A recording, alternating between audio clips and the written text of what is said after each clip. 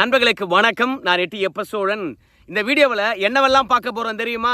கட்சியில் கனிமொழி அவர்களை காலி செய்ய துடிக்கும் திராவிட மாடல் ஆட்சி, கதரும் கனிமொழி ஆதரவாளர்கள், அமைச்சரவை மாற்றம், அதிர்ச்சியில் சீனியர்கள், எந்தெந்த அமைச்சருடைய பதவி காலியாக போது, அதற்கு பதிலாக யாரை போட போறாங்க, அரசல் புரசலாக பேசப்படுகின்ற பேச்சு என்ன, அதனுடன் சேர்ந்து நம்ம எடப்பாடி பழனிசாமி இது என்ன கசாப்பு கடையா அப்படின்னு தமிழக முதலமைச்சரை பார்த்து கேள்வி கேட்க, நீங்க முதலமைச்சராகவே இருக்க தகுதி இல்லை அப்படின்னு அண்ணாமலையும் முதல்வரை பார்த்தீங்கன்னா வசைப்பாடி இருக்கிறாரு. ஸோ இந்த ரெண்டு பேரும் திடீர்னு இந்த மாதிரி கூக்குரல் இடுவதற்கு என்ன காரணம் அப்படின்றதும் சேர்த்தே பார்க்க போறேங்க. அதற்கு முன்பாக இந்த விவசாயினுடைய யூடியூப் சேனலை சப்ஸ்கிரைப் பண்ணிக்கோங்க. முதல்ல கனிமொழி அவர்களை காலி செய்ய துடிக்கும் திராவிட மாடல் ஆட்சி. கனிமொழி ஆதரவாளர்கள் என்ன சொல்றான்னு கேட்டீங்கன்னா, நம்ம முதலமைச்சர் ஐயா அவர்கள் பதவியை பிடிக்கிற வரைக்கும் கட்சியிலும் சரி ஆட்சியிலும் சரி அண்ணனை ஒதுக்கியே வச்சிருந்தாரு. இப்போ அவருடைய மகன் கட்சியும் ஆட்சியும் கைப்பற்றுகின்ற வரைக்கும் கனிமொழி அவர்களை காலி செய்யலாமா கட்சியில் அப்படின்னு நினைக்கிறாங்க. ஆனால் ஒருபோதும் சரி விடமாட்டேனாங்க. அழகிரியை பொறுத்த வரைக்கும் திடீர்னு கட்சிக்கு வந்தார், திடீர்னு விலகி போனார். ஆனால் கனிமொழி அப்படி கிடையாது. நீண்ட காலமாக கட்சிக்காக உழைச்சிட்டு இருக்காங்க. இன்னைக்கு யாரெல்லாம் சீனியர்னு சொல்கிறாங்களோ அவங்களை விட கனிமொழி அவர்கள் சீனியர் தான். அதனால் கனிமொழி அவர்களை ஒருபோதும் சரி கட்சிக்குள்ள இருட்டடிப்பு செய்யக்கூடாது, கட்சியில் இப்படி ஒரு புறக்கணிப்பா அப்படின்னு சொல்லிட்டு கனிமொழி ஆதரவாளர்கள் கொதிக்கிறாங்க. உங்கள் எல்லாருக்கும் தெரியும் 2026 சட்டமன்ற தேர்தலை எப்படிப்பா சந்திக்கலாம் அப்படின்னு சொல்லிட்டு நம்ம முதலமைச்சர் ஐயா அவர்கள் ஒரு குழு போட்டிருக்கிறார். அந்த குழுவில் யாரெல்லாம் இடம்பெற்றிருக்கின்றார்கள்ன்ற விஷயமானது உங்கள் எல்லாருக்குமே தெரியும். முதல்ல நம்ம RS பாரதி, அவர் கட்சியினுடைய அமைப்பு செயலாளர். KN நேரு முதன்மை செயலாளர். அப்புறம் ஏவா வேலு அனைத்து செயலாக்க திட்ட முதன்மை செயலாளர். இப்படி கட்சிக்குள்ள எல்லாருமே முக்கிய பொறுப்பில் இருக்காங்க. ஆனால் தங்கம் தென்னரசு யார்? இரண்டாவது நம்ம உதயநிதி ஸ்டாலின் அவர்கள் யார்? இவங்களுக்கு கட்சியில் என்ன பொறுப்பு இருக்குது? அவங்கெல்லாம் மாவட்ட செயலாளர் என்ற முறையில் நம்ம தங்கம் தென்னரசு அவர்களை பொறுத்த வரைக்கும் ஒரு அணி சார்பானவர். நம்ம உதயநிதி ஸ்டாலின் அவர்களை பொறுத்த வரைக்கும் இளைஞர் அணி சார்பானவர். இந்த மாதிரி ஒரு அணி சார்பானவர்களை முதன்மை செயலாளர்களாக செயல்படக்கூடிய முக்கிய தலைவருடன் சேர்த்து குழுவில் எதற்காக போட்டீங்க? சரி, அவங்க இளைஞர் அணி, இவங்க மாவட்ட செயலாளர் அப்படின்னா மகளிர் அணி எங்கே? இப்போது 2026 தேர்தலை வெற்றி பெற வேண்டும் என்றால் பெண்கள் வாக்கு வேண்டுமா இல்லையா? பெண்கள் என்ன எதிர்பார்க்குறாங்கன்னு தெரிஞ்சுக்கணுமா இல்லையா? அப்போது பெண்களுடைய மனநிலையை புரிஞ்சுக்கணும்னா ஒரு பெண் உறுப்பினர் இந்த தேர்தலை எப்படி சந்திக்கலாம் என்று போடப்பட்டிருக்கின்ற குழுவில் ஒருத்தர் இடம் பெறணுமா இல்லையா? கட்சியில் மூத்தவராகவும் இருக்கிறாங்க, துணை பொதுச்செயலாளராகவும் இருக்கிறாங்க. கனிமொழி அவர்களை சேர்த்திருக்கணுமா இல்லையா? பெண்களுக்கு பிரதிநிதித்துவம் இருக்கணுமா இல்லையா? இப்போ நம்முடைய வானதி சீனிவாசன் அக்கா அவர்கள் கூட பார்த்தீங்கன்னா விமர்சனம் வைக்கிறாங்க. என்ன விமர்சனம் வைக்கிறாங்க? திமுக எப்பொழுதுமே பெண் உரிமையை பேசும், ஆனால் அவங்க மகனுக்கு தான் பார்த்தீங்கன்னா துணை முதலமைச்சர் பதவி. கலைஞருக்கு பிறகு ஸ்டாலின் அவர்கள் தான் முன்னிறுத்தப்பட்டார், அவர் தான் கட்சியை பார்த்தீங்கன்னா காப்பாற்றினார் அப்படின்ற பிம்பம் கட்டமைக்கப்பட்டது. கட்சியில் வேறு யாராவது ஸ்டாலினுக்கு எதிராக பேசினாங்கன்னா வைகோக்கு ஏற்பட்ட நிலை தான் ஏற்பட்டது அப்படின்ற விஷயம் எல்லாருக்கும் தெரியும். கடைசியில் அண்ணனுக்கு என்ன நிலை ஏற்பட்டு பிறகு ஸ்டாலின் அவர்கள் ஆட்சி எப்படி பிடிச்சான்னு உங்கள் எல்லாருக்கும் தெரியும். இப்போவும் கனிமொழி அவர்களை பொறுத்த வரைக்கும் உதயநிதி ஸ்டாலின் அவர்களை விட ரொம்ப சீனியர். இப்படி சீனியராக இருக்கக்கூடிய கனிமொழி அவர்களுக்கு ஒரு துணை முதலமைச்சர் பதவி கொடுத்தா என்ன? ஆனால் தலைமை பதவி மட்டும்தான் நம்ம ஸ்டாலின் ஐயா குடும்பத்துக்கு என்று இருக்கின்ற போது ஒரு துணை முதலமைச்சர் பதவி ஒரு பெண்ணுக்கு கொடுக்கலாமா இல்லையா? எப்போ பார்த்தாலும் பெண் உரிமையை பற்றி பேசிகிட்டே இருப்பாங்க. பாஜக பெண்ணடிமைத்தனத்தை ஊக்குவிக்குது அப்படின்னு சொல்லுவாங்க. ஆனால் கனிமொழி அவர்களுக்கு அந்த துணை முதலமைச்சர் பதவி கூட கிடைக்காது. துணை பொதுச்செயலாளர் கிடைச்சதே பெரிய விஷயம். அந்த அளவுக்கு தான் எப்போதும் சரி திமுகவில் பெண்ணுக்கான உரிமை கொடுக்கப்பட்டிருக்குது அப்படின்னு விமர்சனம் வைக்கின்ற இந்த தருணத்தில் ஒரு எப்படிப்பா தேர்தலை சந்திக்கலாம் அப்படின்னு ஒரு குழு போடுகின்ற பொழுது அந்த குழுவில் கனிமொழி அவர்கள் இடம்பெறாதது மிகப்பெரிய அதிர்ச்சிக்குள்ளாக்கி இருக்கிறது கனிமொழி ஆதரவாளர்களை. இது கூட பரவாயில்லையா? கனிமொழி ஆதரவாளர்கள் சொல்கிறது எல்லா அணியும் பார்த்தீங்கன்னா கூப்பிட்டு ஆலோசனை நடத்தினாங்களாம் இந்த தேர்தலை சந்திக்கின்ற குழு. அதே மாதிரி மகளிர் அணியும் கூப்பிட்டு ஆலோசனை நடத்தினாங்களாம். ஆனால் அங்கே தான் இருக்குது பிக் ட்விஸ்ட்டு. மகளிர் அணியுடைய பிரச்சனை என்ன? கட்சிக்குள்ள மகளிர் அணியில் என்ன சீர்திருத்தம் கொண்டு வர வேண்டும்? மகளிர் அணியானது இந்த 2026 தேர்தலை சந்திப்பதற்கு அவங்க சார்பாக என்னென்ன கோரிக்கை வச்சுருக்காங்க? ரெண்டாவது பெண்கள் வாக்கு எப்படி கவர வேண்டும், அதற்கு என்ன யுக்தி வச்சுருக்காங்க, இப்படியெல்லாம் கேட்டாங்களாம். ஆனால் கனிமொழி அவர்கள் இல்லாமையே மகளிர் அணியை கூப்பிட்டு ஆலோசனை நடத்தியிருக்காங்க. மகளிர் அணியினுடைய செயலாளராக இருக்கக்கூடிய கனிமொழி அவர்களை தவிர்த்து விட்டு அந்த அணியை கூப்பிட்டு ஆலோசனை நடத்தினா கனிமொழி ஆதரவாளர்கள் என்ன நினைப்பாங்க? என்ன இது அநியாயமாக இருக்குது. அப்போ கொஞ்சம் கொஞ்சமாக கனிமொழி அவர்களை இந்த கட்சியிலேருந்து ஒதுக்க பார்க்குறீங்களா? அது நடக்காது. கனிமொழி இல்லாமல் மகளிர் அணிக்கிட்ட ஆலோசனையா அப்படின்னு சொல்லிட்டு இப்போது மகளிர் அணியினுடைய ஆதரவாளர்களும் சரி, இல்லை கனிமொழி ஆதரவாளர்களும் சரி, திமுகவுக்கு எதிராகவே கொடி பிடிக்க ஆரம்பிச்சுட்டாங்க. ஏற்கனவே இளைஞர் அணியா மகளிர் அணியா மிகப்பெரிய பிரச்சனை ஓடிட்டு இருக்குது. பெண்கள் இளம் பெண்களாக இருந்தால் அவங்க மகளிர் அணியில் தான் சேர்க்கணுமா. ஆனால் நம்ம உதயநிதி அவர்களை பொறுத்த வரைக்கும் இளம் பெண்களாக இருப்பதனால அவங்க இளைஞர் அணியில் சேர்த்துக்கிறாராம். ஏற்கனவே கனிமொழி அவர்களை பொறுத்த வரைக்கும் ஒரு ட்வீட் போட்டு தன்னுடைய எதிர்ப்பை பதிவு செய்திருந்தாங்க. சேலம் மாநாடு நடக்கின்ற அந்த தருணத்திலேயே என்ன பதிவிட்டு இருந்தாங்கன்னு உங்களுக்கு ஞாபகம் இருக்குதா? இளம் பெண்களை பொறுத்த வரைக்கும் இளைஞர் அணியில் வேண்டுமானாலும் சேரலாம், மகளிர் அணியில் வேண்டுமானாலும் சேரலாம். எங்களுக்கு எந்த அணி என்று பேதமெல்லாம் கிடையாது. திமுக அவ்வளோதான், அது ஆட்சிக்கு வரணும் அவ்வளோதான். அதற்காக மகளிர் அணியை பொறுத்த வரைக்கும் எந்த அணியுடன் சேர்ந்து வேலை செய்யவும் நாங்கள் தயாராக இருக்கிறோம். இளம் பெண்களை பொறுத்த வரைக்கும் மகளிர் அணியில் தான் சேரணும். ஆனால் அவங்க இளைஞர் அணியில் சேர்றாங்க. எங்கே சேர்ந்தாலும் சரி அவங்களுடன் சேர்ந்து நாங்கள் வேலை பார்ப்போம் அப்படின்னு நம்ம கனிமொழி அவர்கள் ட்வீட் போட்டிருந்தாங்க. இதனுடைய அர்த்தம் என்ன? நான் நேரடியாக உதயநிதி ஸ்டாலின் அவர்கிட்ட கேட்க முடியாது. ஏன்னா அவர் கூப்பிட்டு நான் பார்த்தியா எவ்வளோ பேர் கட்சியில் சேர்த்துருக்கேன் இளைஞர் அணிக்கு வந்த பிறகு அப்படின்னு காட்டுறதுக்காக இளம்பெண்கள்லாம் கூப்பிட்டு இளைஞர் அணியை சேர்க்குறாரு. அப்புறம் என்னத்துக்கு திமுகவில் மகளிர் அணின்னு ஒன்று, இதெல்லாம் எப்படி டைரெக்டாக பேச முடியுமா? இந்த ட்வீட்டை பார்த்து தெரிஞ்சுக்க அப்படின்றதுக்காக தான் இளம்பெண்கள் எங்கே சேர்ந்தாலும் சரி அவங்கள்ட்ட நாங்கள் சேர்ந்தே வேலை பார்ப்போம், எங்களுக்குள்ளே போட்டியே இல்லை அப்படின்னு ஏற்கனவே உதயநிதி ஸ்டாலினா இல்லை கனிமொழியா என்ற பிரச்சனையானது அப்போதே தொடங்குச்சு. ஆனால் இன்றைக்கி ஆலோசனைக்கு கனிமொழியை கூப்பிடாம மகளிர் அணி இடத்துல ஆலோசனை நடத்தினது ஒட்டுமொத்தமாக கட்சியில் புறக்கணிக்கிறீங்களா? பாருங்க, நீங்கள் ஸ்டேட் அரசியல் செய்யாதீங்க, சென்ட்ரலுக்கு போங்க, உங்களுக்கு தேவையான பதவி கொடுக்குறோம் அப்படின்னு சொன்னீங்க.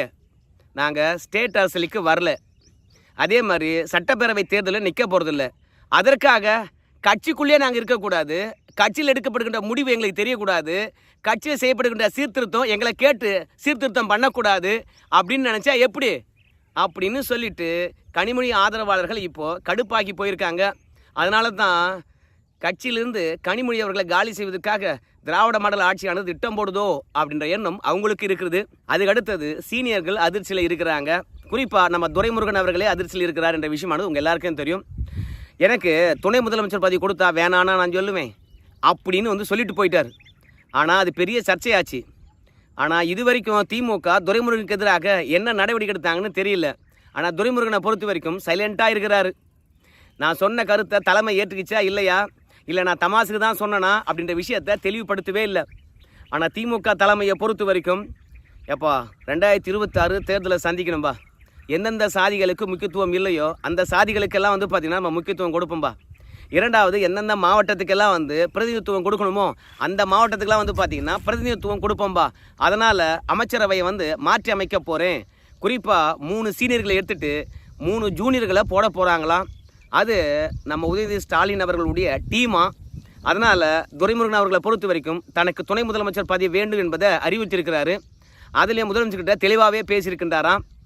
திமுகவுக்கு வன்னியர்கள் மட்டும்தான் ஓட்டு போடுவாங்க, மற்றவங்கெல்லாம் யோசிப்பாங்க ஓட்டு போடுறதுக்கு. அப்படி இருக்கும்போது நமக்கு ஓட்டு போடுறவங்களுக்கு ஒரு பிரதிநிதித்துவம் வேண்டும், எனக்கு துணை முதலமைச்சர் பதவியாவது கொடுங்க. அப்படி கொடுக்கல அப்படின்னா இன்னும் வன்னியர்களுக்கு 3 அமைச்சர் பதவி கொடுங்க. வன்னியர்களுடைய பிரதிநிதித்துவத்தின் அடிப்படையில் 6 அமைச்சர்கள் இருக்கணும். ஆனால் 3 அமைச்சர்கள் தான் இருக்கிறாங்களாம். ராமதாஸ் ஏற்கனவே பார்த்தீங்கன்னா 10.5% இடஒதுக்கீடு கேட்டுட்டு இருக்காரு. அவர் வாயை அடைக்கணும்னா நிச்சயமாக திமுகவில் வன்னியருடைய ஆதிக்கம் அதிகமாக இருப்பது போன்று கட்சியே அவங்க தான் வழி நடத்துவது போன்று காட்டணும். இல்லைனா வட மாவட்டங்களில் வாக்கே வாங்க முடியாது அப்படின்னு துரைமுருகன் அவர்களை பொறுத்த வரைக்கும் பொதுச்செயலாளர் என்ற முறையில் வெளிப்படையாக போட்டு உடைச்சிட்டாராம். தேர்தல் பணிக்குழுவில் கூட துரைமுருகன் அவர்கள் இடம்பெறவே இல்லை. குறிப்பாக வன்னியர்கள் யாரும் இடம்பெறவே இல்லை. கொங்கு வெள்ளாளர்கள் என்று சொல்லப்படுகின்ற கவுண்டர்களும் இடம்பெறலை, வன்னியர்களும் இடம்பெறலை அந்த குழுவில். அதுவே பார்த்திங்கன்னா மிகப்பெரிய ஒரு புறக்கணிப்பாக 2 பெரும் சமூகங்கள் கருதுகின்ற பொழுது இன்றைக்கி எனக்கு ஏதாவது கொடு, இல்லை வன்னியர்களுக்கு ஏதாவது அமைச்சர் போடு அப்படின்னு கேட்டிருக்கின்றார்களாம்.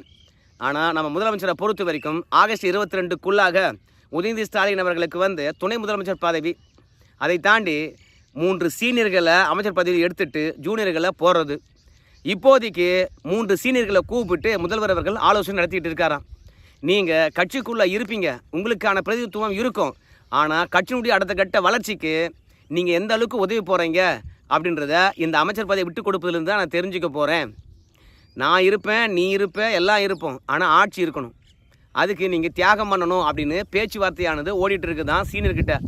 நான் இந்த தேர்தலில் மட்டும்தான் நிற்க முடியும், அடுத்த தேர்தலில் நான் நிற்க மாட்டேன், எனக்கு வயசாகி போச்சு, அதனால் நான்லாம் என் பதவி விட்டு கொடுக்க மாட்டேன்.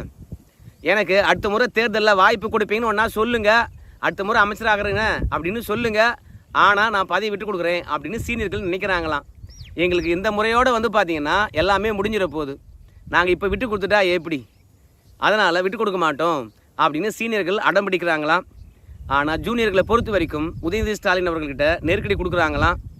இன்னுமா வந்து பார்த்திங்கன்னா கட்சிக்குள்ளே சீர்திருத்தம் பண்ணுறதுக்கு தயங்குறீங்க, நாங்களாம் எப்படிலாம் வெற்றி பெற்றிருக்கோம் அப்படின்னு சொல்லிட்டு கிட்டத்தட்ட தொடர்ச்சியாக 3 முறை வெற்றி பெற்ற ஜூனியர்கள், குறைந்தது 2 முறையாவது தொடர்ச்சியாக வெற்றி பெற்ற ஜூனியர்கள் வந்து பார்த்திங்கன்னா நம்முடைய உதயநிதி ஸ்டாலின் அவர்கிட்ட நெருக்கடி கொடுக்குறாங்களாம். எப்படியாவது அமைச்சர்களை சேர்த்து விடுயப்பா, என்ன நீ இல்லைனா நான் போய் எங்கள் சமூகத்திடத்தை எப்படி வாக்கு கேட்குறது அப்படின்னு வந்து உதயநிதி அவர்களுக்கு நெருக்கடி கொடுக்குறாங்களாம். ஆனால் சீனியர்கள் விட்டு கொடுக்குற மாதிரி தெரியல. இப்படி அமைச்சரவை மாற்றம் மிகப்பெரிய சர்ச்சையாகி கொண்டிருக்கின்ற இந்த தருணத்தில் உதயநிதி ஸ்டாலின் அவருடைய துணை முதலமைச்சர் பதவியினுடைய கனவும் இன்றைக்கி கொஞ்சம் தள்ளி போய்கொண்டே இருக்கிறது. அதோட உள்ளாட்சி பிரதிநிதிகளை பொறுத்த வரைக்கும் திமுகவில் மிகப்பெரிய உச்சம் தொட்ட உட்கட்சி பூசலாகவே இருக்குது. உங்கள் எல்லாருக்கும் தெரியும், திருநெல்வேலியில் மேயர் ராஜினாமா பண்ணிட்டார், கோயம்புத்தூரில் மேயர் ராஜினாமா பண்ணிட்டார். ஆனால் மேயரை தேர்ந்தெடுப்பதில் மிகப்பெரிய ஒரு சிக்கல். பல மாதங்களாக தள்ளி போன அந்த தேர்தலானது ஆகஸ்ட் மாதத்தில் நடைபெற போகுது. ஆனால் ஒவ்வொரு இடத்திலும் 4-5 பேர் வந்து மேயர் தேர்தலுக்கு போட்டியிடுவதன் காரணமாக யாரை தேர்ந்தெடுப்பது என்பது சிக்கலாக இருக்குது. யாரை கொண்டு வந்தாலும் சரி, மேயர் பதவியில் அவங்க இருப்பாங்களா என்பதெல்லாம் ஒரு பக்கம் இருந்தாலும் கூட அடுத்து வருகின்ற உள்ளாட்சி தேர்தலில் இவங்க வேலை பார்ப்பாங்களா டிசம்பரில், அதனால் மேயர் தேர்தல் அறிவிச்சாச்சு. ஆனால் மேயரை தேர்ந்தெடுக்கணும், ஆனால் இன்னார் மேயர் என்று இன்னும் தேர்வு செய்யவே இல்லை. அதுவே மிகப்பெரிய அடிதடியாக இருக்குதான்.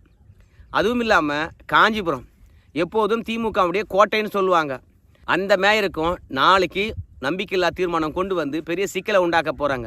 உடனடியாக தலைமையானது குறுக்கிட்டு யாரெல்லாம் அதிருப்தியில் இருக்கிறாங்களோ அவங்கெல்லாம் டூருக்கு கூட்டுமாங்க யோ அப்படின்னு சொல்லிவிட்டு டூருக்கு கூட்டு போயிட்டாங்களாம். நம்பிக்கையில்லா தீர்மானத்துக்கு திமுக மற்றும் அதிமுக மற்ற கவுன்சிலர்கள் யாரும் வரலன்னு வச்சுங்களேன், அந்த நம்பிக்கையில்லா தீர்மானமானது தோல்வி அடைஞ்சிடும். அப்படி தோல்வி அடைஞ்சு போச்சுன்னா அடுத்தது நம்பிக்கையில்லா தீர்மானம் கொண்டு வரணும்னா 2 வருஷம் காத்திருக்கணும். அதனால் இந்த நம்பிக்கையில்லா தீர்மானமானது தோல்வி அடைய வேண்டும் என்பதற்காக ஒட்டுமொத்தமாக வந்து டூர் கூட்டு போயிருக்காங்களாம். ஆனால் தற்காலிகமாக எல்லாரையும் சமாதானப்படுத்தலாம், ஆனால் நீண்ட காலமாக யாரும் சமாதானப்படுத்த முடியாது. அப்படி நீண்ட காலமாக சமாதானப்படுத்துவதாக இருந்தால் மாற்றம் ஒன்று தான் சரியானதாக இருக்கும் அப்படின்னு சொல்லிவிட்டு காஞ்சிபுரத்தினுடைய மேயர் பிரச்சனையில் தலைமைக்கு ஐடியா கொடுத்துருக்காங்களாம். இப்படிலாம் இருக்கிற இந்த தருணத்தில் இன்றைக்கி தமிழகம் முழுவதுமே வந்து பார்த்திங்கன்னா கொலைகள் அதிகரித்திருக்கிறது. அதுலேயும் ஒரு நாள் கொலைகள் என்பது பார்த்திங்கன்னா உச்சம் தொட்டு இருக்குது. இன்றைக்கி கன்னியாகுமரியில் காங்கிரஸ் நிர்வாகி வெட்டி படுகொலை, அங்கேருந்து அப்படியே கடலூர் வந்தோம்னா அதிமுக பிரமுகர் வெட்டி கொலை, அப்படியே சிவகங்கை போனோம்னா பாஜக நிர்வாகி வெட்டி கொலை. ஒரே நாளில் 3 அரசியல் படுகொலைகள். இதனால தான் நம்ம எடப்பாடி பழனிசாமியை பொறுத்த வரைக்கும் இது என்ன கசாப்பு கடையாயா அப்படின்னு கேட்டிருக்கிற அதே தருணத்தில் சட்ட ஒழுங்கு என்பது முதலமைச்சர் கையில் இருக்கக்கூடிய காவல்துறை பராமரிக்க வேண்டிய ஒன்று. ஆனால் முதலமைச்சரை பொறுத்த வரைக்கும் அதை பராமரிக்கிறாரா இல்லை என்பதை பற்றியே சுத்தமாக தெரியல. அதனால் தயவு செய்து முதல்வரை பொறுத்த வரைக்கும் சட்ட ஒழுங்கை சரி செய்ய வேண்டும். அப்படி சட்ட ஒழுங்கை சரி செய்யல வச்சிங்களேன், நீங்கள் முதலமைச்சராக இருப்பதற்கு தகுதி கிடையாது, பதவி ராஜினாமா பண்ணிட்டு போங்க. இப்படி ஒவ்வொருத்தரும் வந்து பார்த்தீங்கன்னா உயிர் பயத்தில் உலாவ முடியாது. அரசியல் தலைவர்களுக்கே பாதுகாப்பு இல்லை என்றால் அடித்தட்டு மக்களுக்கு எப்படி பாதுகாப்பு இருக்கும்? ஒரே நாளில் இத்தனை கொலைகளா அப்படின்னு சொல்லிட்டு பட்டியலிட்டு நம்ம முதலமைச்சர் அவர்களை வந்து பார்த்தீங்கன்னா அண்ணாமலை கேள்விகளால் தொலைத்திருக்கின்றார். சட்ட ஒழுங்கை பராமரிப்பதற்காக முதல்வர்கள் ஆக்கப்பூர்வமான நடவடிக்கை எடுக்கணும். இல்லை என்றால் அதுவே இந்த ஆட்சிக்கு சிக்கலாக வரும். அடுத்தது வெற்றி பெறுவது பெரிய பெரிய கனவாக போய் நிற்கும். சரிங்க, கனிமொழி அவர்களை வந்து பார்த்தீங்கன்னா கட்சியிலேருந்து காலி செய்வதற்கு தான் திமுக திட்டம் போடுதா? உங்களுடைய கருத்தையும் சொல்லுங்க. நன்றி நண்பர்.